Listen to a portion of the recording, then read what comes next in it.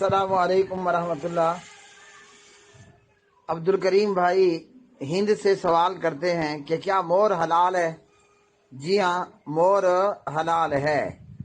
پرندوں میں سے وہ پرندہ حرام ہے جو ذو مخلب ہو، شکار پنجے سے کرے، جیسے شاہین اور چیل۔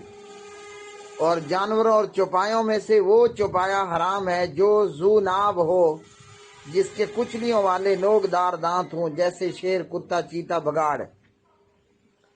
اور اسی طرح پرندوں یا جانوروں میں سے وہ جانور ہو، وہ پرندے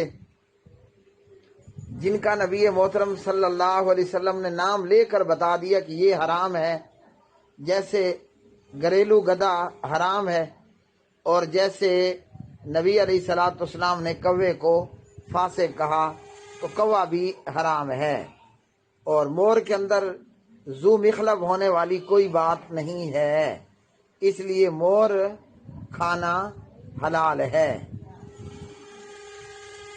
قرآن مجید فرقان حمید، اعوذ باللہ من الشیطان الرجیم، هو الذی خلق لکم ما فی الارض جمیعا، وہ اللہ جس نے تمہارے لیے پیدا کیا جو کچھ زمین میں ہے۔